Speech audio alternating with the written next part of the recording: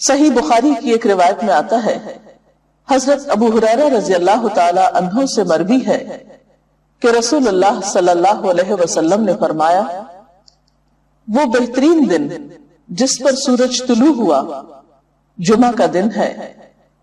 اسی دن حضرت آدم علیہ السلام تخلیق کیے گئے، اسی دن جنت میں داخل کیے گئے اور اسی دن وہاں سے نکالے گئے، اور قیامت واقع نہیں ہوگی مگر جمعہ کے دن۔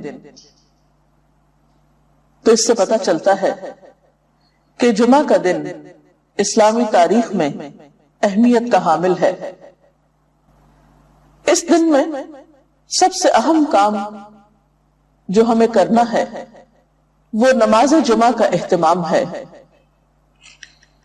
نماز جمعہ مردوں کے لیے ایک فرض عبادت کی حیثیت رکھتی ہے۔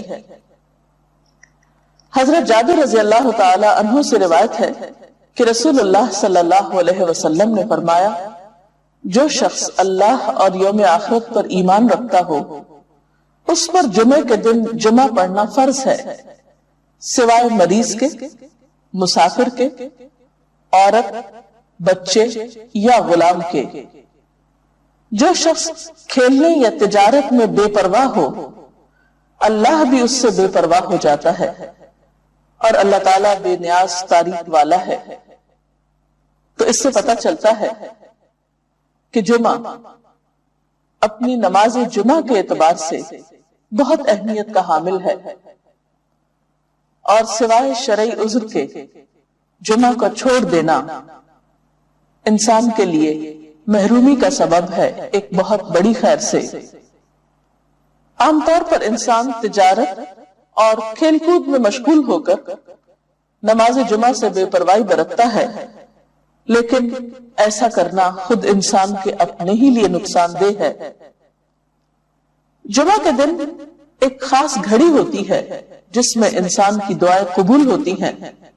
حضرت ابو ہریرہ رضی اللہ تعالی عنہ سے روایت ہے، رسول اللہ صلی اللہ علیہ وسلم نے جمعہ کے دن کا ذکر کیا تو ارشاد فرمایا، اس میں ایک ایسی گھڑی ہے کہ جس مسلمان بندے کو وہ میسر آ جائے اور وہ کھڑا ہوا نماز پڑھ رہا ہو تو وہ اللہ سے جس چیز کا سوال کرتا ہے اللہ تعالیٰ اسے ضرور عطا فرما دیتا ہے۔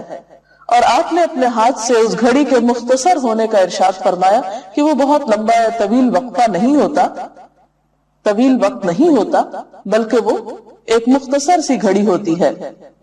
مسلم کی ایک حدیث کے مطابق وہ گھڑی امام کے منبر پر بیٹھنے سے نماز جمعہ کے ختم ہونے تک ہے، اور ترمذی کی حدیث کے مطابق یہ گھڑی عصر سے لے کر سورج غروب ہونے تک تلاش کی جائے۔ اس سے پتہ چلتا ہے کہ یہ دو اوقات خاص طور پر جمعہ کے دن اہم ہیں جن میں اللہ تعالیٰ کا ذکر اور عبادت کی جانی چاہیے۔ نماز جمعہ کے علاوہ کچھ اور کام بھی جمعہ کے دن خاص اہتمام کے ساتھ کیے جانے چاہیے۔ ان میں سب سے پہلی چیز طہارت و پاکیزگی کا اہتمام اور اس کے لیے غسل کرنا۔ حضرت ابو سعید خدری سے روایت ہے کہ رسول اللہ صلی اللہ علیہ وسلم نے فرمایا، جمعہ کا غسل ہر بالغ شخص پر واجب ہے، یعنی اس سے اس کی اہمیت کا اندازہ ہوتا ہے۔ حضرت سلمان فارسی کہتے ہیں کہ نبی صلی اللہ علیہ وسلم نے فرمایا کہ جو شخص جمعہ کے دن غسل کرے اور جس قدر اس کے امکان میں ہو طہارت کرے، پھر تیل لگائے یا اپنے گھر کی خوشبو استعمال کرے، اس کے بعد جمعے کے لیے نکلے اور دو آدمیوں کے درمیان میں جو مسجد کے اندر بیٹھے ہوں تفریق نہ کرے، یعنی بیچ میں سے ان کو نہ کاٹے، پھر جس قدر اس کی قسمت میں ہو نماز پڑھے، پھر جس وقت امام خطبہ پڑھنے لگے تو چپ رہے، تو اس کے وہ گناہ جو اس جمعے اور پچھلے جمعے کے درمیان ہوئے بخش دیے جاتے ہیں۔ حضرت اوس بن اوس سے روایت ہے کہ رسول اللہ صلی اللہ علیہ وسلم نے فرمایا، تمہارے دنوں میں سب سے فضیلت والا دن جمعے کا دن ہے، پس تم اس دن مجھ پر کثرت سے درود بھیجا کرو، اس لیے کہ تمہارا درود مجھ پر پیش کیا جاتا ہے۔ اس کے علاوہ سورۃ الکہف پڑھنا، آپ صلی اللہ علیہ وسلم نے فرمایا، جو شخص سورۃ الکہف کی تلاوت جمعے کے دن کرے گا تو آئندہ جمعے تک اس کے لیے ایک خاص نور کی روشنی رہے گی۔ سورۃ الکہف 15ویں پارے میں ہے۔ اجر و ثواب کے اعتبار سے بہت بہترین صورت ہے۔ اس کی ابتدائی 10 آیات کے پڑھنے والے کے لیے فتنہ دجال سے محفوظ رہنے کی خوشخبری بھی ہے۔ ان آیات کو یاد بھی کر لینا چاہیے۔ نماز جمعہ ایک فرض نماز ہے۔ قرآن پاک میں اللہ تعالیٰ فرماتے ہیں یا ایھا الذین آمنوا اذا نودی للصلاۃ من یوم الجمعۃ فسعوا الی ذکر اللہ وذروا البیع ذالکم خیر لکم ان کنتم تعلمون۔ اے لوگوں جو ایمان لائے ہو، جمعہ کے دن نماز کی آذان دی جائے تو تم اللہ کے ذکر کی طرف دوڑو اور خرید و فروخت چھوڑ دو، یہ تمہارے حق میں بہت ہی بہتر ہے اگر تم جانتے ہو۔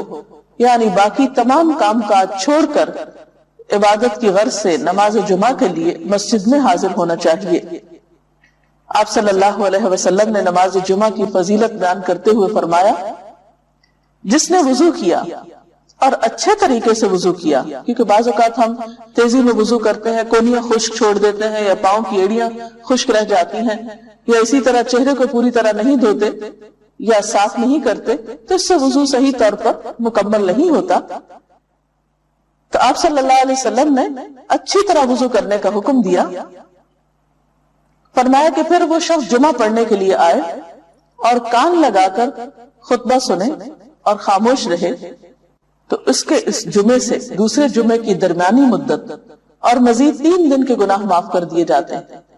اس میں آپ دیکھ رہے ہیں کہ خاص طور پر خطبہ کے وقت خاموشی کا ذکر ہے، کیونکہ اس وقت توجہ کے ساتھ بات سننا نہایت ضروری ہے۔ ایک اور حدیث میں یہ بھی آتا ہے کہ اگر کوئی شخص کسی دوسرے کو خطبے کے دوران یہ کہتا ہے کہ تم چپ ہو جاؤ، یعنی چپ کرانے کے لیے بھی بولتا ہے، تو اسے بھی ایک لغو بات شمار کیا گیا اور ناپسندیدہ قرار دیا گیا۔ نماز جمعہ نہ پڑھنے والوں کے لیے آپ نے وعید بھی سنائی۔ حضرت ابو ہریرہ اور حضرت ابن عمر سے روایت ہے، انہوں نے رسول اللہ صلی اللہ علیہ وسلم کو اپنے منبر کے تختوں پہ یہ فرماتے ہوئے سنا کہ لوگ جمعے چھوڑنے سے باز آ جائیں، ورنہ اللہ تعالیٰ ضرور ان کے دلوں پہ مہر لگا دے گا، پھر وہ یقیناً غافل لوگوں میں سے ہو جائیں گے۔ اور غافل دل تو پھر ایک بیمار دل ہوتا ہے، انسان کے اپنے ہی لیے تکلیف دہ ہوتا ہے۔